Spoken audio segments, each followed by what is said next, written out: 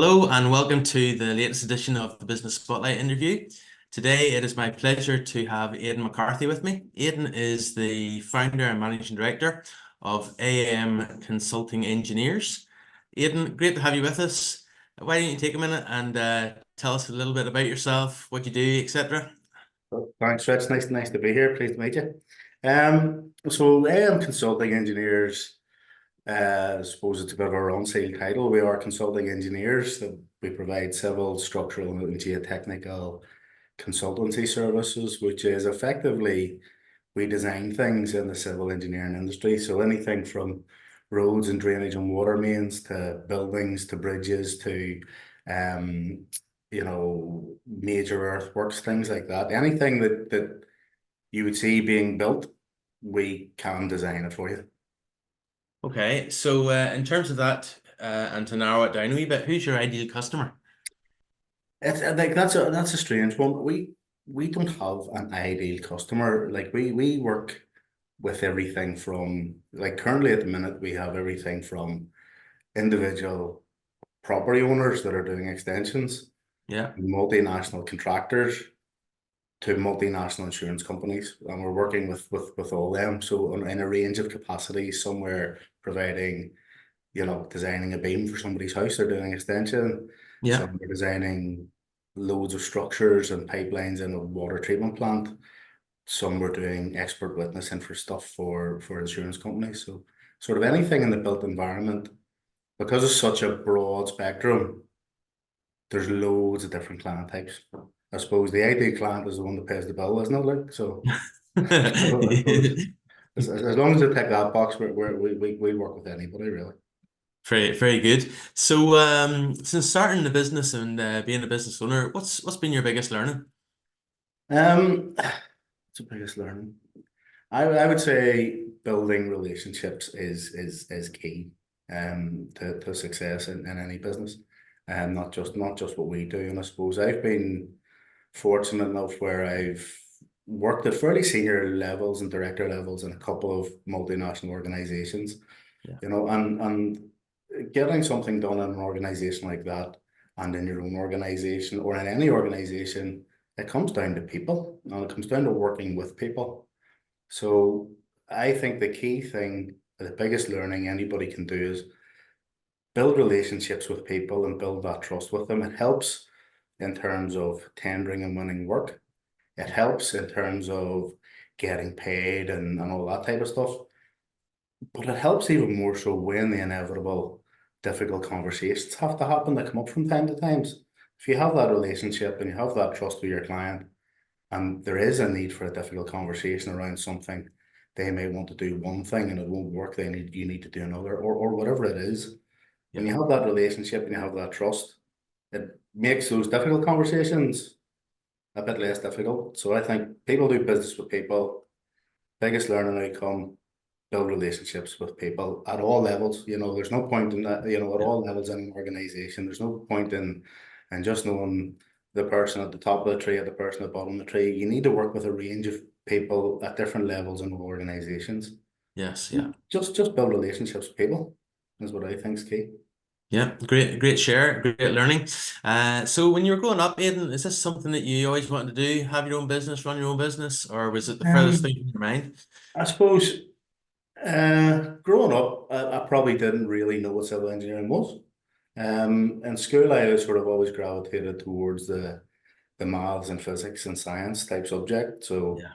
that sort of, in the way the careers sort of system worked, Yeah. that sort of pushed you towards like engineering or accountancy or something like that. And I went to Queen's University Open Day, and I was looking at a range of the sort of presentations from the schools of engineering, and the civil engineering one sort of interested me, and that's sort of how I ended up doing it. After graduating and started working, I would say within 2 years, I did have a notion that I want to have my own business someday doing this. So Mm. um, I didn't set out on any sort of real like plan or career path. Yeah. Yeah. Just that I was lucky that I got lots of opportunities. I managed to develop my career technically, commercially. As I say, I've worked at senior levels in organizations, and then at one stage we just decided I'm gonna have a crack at this. And I suppose the thought process was, if I'm operating at director level in somebody else's organization and running a business unit and running a P&L and winning work and responsible for people and all this tough stuff that that you end up responsible for, in any case, you may as well have a crack and do it yourself. I suppose what's the worst that'll happen if it doesn't work? You've got skills that are transferable, and I'm sure you can convince somebody else to give you a job at some stage down the line. So I suppose that was the way it panned out. Very No. good. And congratulations for taking the big step. Many people want to do it and never do take that step. So congratulations on doing that. And Well, it was one of those things where I'd sort of thought about it and thought about it and thought about it. So my wife Sarah has her own business too, or had her own business. She now works full time, sort of in a consulting engineers, but she had her own business as well. So I suppose she was pretty au fait with what was needed in terms of the operational side of things. yeah, And as I say, we took the view, what's the worst that'll happen? And just went. super. So on this journey, what's been the biggest issue that you've had to overcome then? Um, the biggest issue, it's actually a positive one. We've grown quickly, and Yeah, um, and I suppose like most industries and most sectors at the minute, finding people, good people especially, is quite difficult. So we've gone from just me to, there was one of us, then there was three of us, and now there's 14 of us, in the space of 2 years. That's very meant good. we've had to move offices twice. Last year we took the step, we moved to an office which we thought we'd do us for a good few years. And it maybe still will. We put a lot of money into refurbing it and all that type of stuff.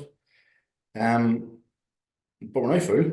So and we Well still done. have, Well done. we've got significant growth plans. We opened an office down outside Limerick, a place called Newcastle West, there tail end of last year. So we've opened the business in the Republic of Ireland as well. We've got Very a good. technical director heading that up, and the plan is to put people in there as well. So the biggest challenges are going to be getting the right people, um, and maybe planning for that growth. I don't think we did it badly, but Yeah, when yeah. we're looking at the space we have here, we can probably fit another 4 or 6 people in with a bit of moving desks about and maybe different size desks and all that type of stuff. But like you Yeah, don't yeah. shoehorn people into a place either. It needs to be a comfortable place for people to work. So um, I would say maybe another 18, 24 months possibly we might outgrow this place, which you know I suppose Excellent. it's a challenge, but it's a good challenge, I suppose. Yeah, it's good. It's good. Sounds great. Sounds like you're doing excellently. Well done. So, in I guess this short period of time, going from 1 to 14, what have you learned about yourself? Earlier, you shared about relationships and some of the things when you're going through your progress of your career. But what would be the key thing you've learned about yourself? Um, I'm probably more ambitious than I thought I was. Yeah, I know we started this, I was saying, maybe 15 to 20 people, that would be a nice number, easy to manage. And I'm now thinking 50. And yeah, I would know when I get to 50, I'll say 100. Now, is that doable? Not sure. But it's something that's there in the back of my head that, pushing on and growing the thing and being ambitious and going for the bigger projects and trying to compete with the bigger players is something that I'd be keen to do. And I suppose um I've been lucky in my career that I've had lots of different types of opportunities to do lots of different things. And I suppose that has led to, there's nothing we look at really and say we can't do that. brilliant. I'm lucky with the guys that I work with, they're all technically very, very good. So in terms of just general consultancy engineering, it's about designing things. So the way I sort of nearly always try and dumb down the civil engineering and construction sector for people is like generally consultants, which is we design things, and contractors, they build things. Now, contractors do more than just build; they manage lots of safety risks and commercial risks and all that jazz. But and they manage entire projects and all that stuff. Yeah. Our clients are all 99% of our clients are contractors, and we work with them to design the things they are building. Um, but in general, consultants design things and contractors build things. And we're lucky with the guys that we have a huge amount of experience. And Yeah. there's nothing that we look at and they would say we don't know how to do that, or we're not capable of doing that. So that helps in terms of the business development side of things. That helps in terms when we're talking to prospective clients. We have that breadth and depth of technical knowledge, and Yes. Yeah. once you can get over that hurdle, the commercial side of things and talking about money and all those type of things, is nearly secondary. The first hurdle is giving people that confidence that if you ask me to do X, I can get X done for you, or we can get X. It's not just me. It's like Yeah. it's a Yeah. team of people there. It's not just me. Yeah. You know. Fantastic. So, tell me this, Ian, who inspires you in life or in business? Um, there's probably no one person that I would say or name. What I would say is I've worked with several quite sort of inspirational people. Yeah. I've worked I've worked in Northern Ireland, Ireland, GB, Middle East, lived and worked in the Middle East for a number of years. And in all of those places, I've been quite fortunate that I've been able to work with some quite just real leaders, if you know what I mean. People that lead by Mm. example, people that know what they're doing, people that um advocate for developing people. Like, and you see when you see people do that, and you see the success that they have, and you see that they're leading high performing teams. And I remember one of them saying to me, like, this leading, being a good leader is not actually that difficult. You just have to listen to people, Mm. and and you work with them, and help people see how they're contributing and valuing, and all of a sudden you can take somebody that's underperforming to overperforming by just listening to them, talking to them. So I've worked with several people like that, and I suppose they've been a bit of an inspiration that you can see, you know, if you've ever worked in a high performing team compared to working in an underperforming team, the difference is usually the person that's leading it. Mm. It's not the competence of the individuals generally. Maybe there might be one or two that are dragging everything down, but like, it was certainly in my perspective, by having the right person leading the thing and driving the thing, that'll get that like the results that generates are night and day compared to somebody that's not leading the thing right. And I Yeah. suppose Yeah. and I've been lucky in that I've worked with several people like that, Yeah. and I've learned. Excellent. And do you feed that learning with any sort of supplementary business books or podcasts or anything out there? I don't like, if I listen to a podcast, I tend to listen to, I don't know, some of the local comedians would be the podcasts I would listen to. Okay. I Yeah. suppose when it gets to listening to a podcast or reading a book, I'm doing it to switch off. So Aye. the last thing, now obviously you flick through LinkedIn and you'll see videos and you'll read articles and all that type of stuff. Yeah. Yeah. But if I'm just going to go and read a book or listen to a podcast, it'll be non-work related. It'll be It's, a switch it's, off time sort of. it's to have that relaxation in your own headspace. Yeah. Yeah. Because I suppose like when you're sort of running a business, you're constantly, something's always in your head about, I don't know whether it's people issues, finance, business development projects, pipeline, Yeah. VAT bills. There's so Sure. many Sure. things that. And I suppose one of the questions earlier was the big learning from, or something from Yeah. um, starting your own business. I suppose there's probably a newfound respect for shared services, business services, accountancy, marketing, HR, um, sections of a business where Yeah. when you're running a P&L in a delivery capacity, you're always saying, why am I being charged so much for all that? Oh, they're not even fearing and etc. etc. When you start running it yourself, you realize actually they do a lot of work. Hmm. Yeah, a good realization and a good appreciation development Yeah, there. yeah, So, what does the future look like, and what are the main challenges? Now, you did mention this growth curve you're on and the office space. Anything else? it's just going to be people. Like, you know, Yeah, we're lucky in that we've got a good sort of spread of clients, uh, key clients that we do a lot of work with, and it's a lot of repeat business. So, um, we've built relationships there and we've built that trust for delivery with them. Um, and they're all growing and they're all busy and they're in sectors that we have a lot of experience stuff in. So they continue to grow in that sector. We're looking at a couple of different sectors that branch out into. Um, but it's all going to come down to people, like, and it has to be the right people.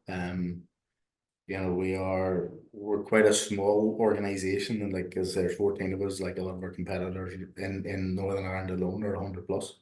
So hmm, like, you yeah, know, we are very much on the smaller side of things, but we're competing with some of those bigger guys on the project level, like, sure, you sure. know, and so the challenge is going to be they're getting the right people, um, and then I suppose because a lot of what we do is in the water sector, that's governed by public sector finances and all that Yeah, type of stuff. Now, I don't know if you heard I heard something in the news earlier that Northern Ireland Water discharge, I don't know, 20 million ton of raw sewage every year in the water courses. Like, you know, Northern Ireland Water is significantly underfunded. hmm, But everything in Northern Ireland seems to be significantly underfunded, so I'm not sure how the politicians are going to square this circle. But yeah, um, but I suppose, you know, what we sort of see is within the construction sector and the built environment, like there's a lot of development that could unlock economic potential of Northern Ireland is held up because there's not sufficient water supply or sewage capacity and stuff like that.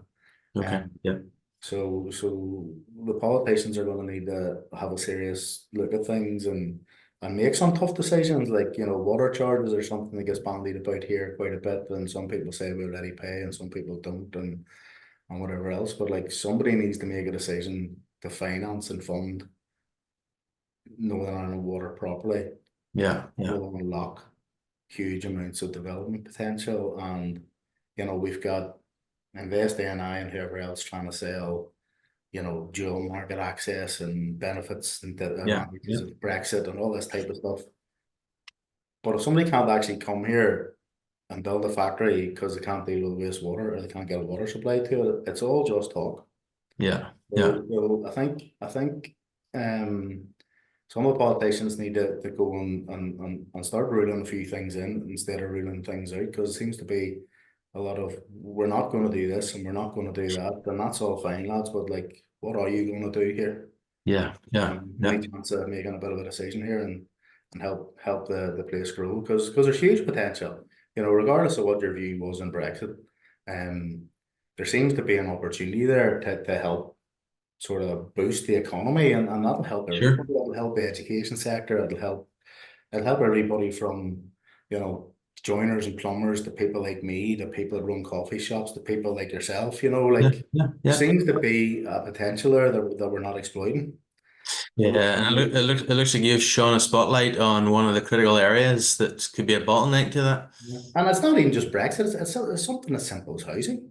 Yeah, yeah, You know, like housing developments, like, you know, so there's that side of things that need. I don't know. yeah, It's both what I do, but somebody somewhere needs to go make a decision and sort it out. Really, would be yeah, my view on it. yeah. Okay, good challenge to raise. Thank you. And sort of as we draw to an end, two questions. One is what's the advice, or what would you say to anybody thinking about going into business for themselves today? Do it. Short and sweet, just do Yeah, yeah, do it. Like, if you're already thinking like that, you must have some level of confidence that you can make it work. And I don't know, I seen something on the TV last week where somebody said something about nobody ever looks back and regrets the things they did. Mm, You regret the things you don't do. So like, yeah, if you're thinking about it, you must have some level of confidence that you can make a go of it. So you must have something to offer. So have yeah, a crack at it. If it doesn't work out, you'll get a job somewhere else. As opposed sure. to the 10 or 15 or 50 years down the line saying, I wish I had of. Yeah, yeah, exactly. Yeah. Good advice. And then last one, if you could wind the clock back to when you were that 18-year-old, maybe going to the Queen's Open Day, what advice would you give to an 18-year-old Aidan? Yes. Um, Possibly travel more. So, Yeah. and experience as much in different types of cultures as possible. Uh, So I said earlier, like I had an opportunity where I went and lived and worked in Abu Dhabi in the Middle East for a while. Whilst I was based there, I was in Saudi Arabia, Dubai, Qatar, Oman, Saudi Arabia, Yeah. like, Yeah. um, just seeing how different people, um, how different cultures work, how different cultures communicate, how Yeah. different Yeah. people build relationships, how different people deal with problems and adversities. You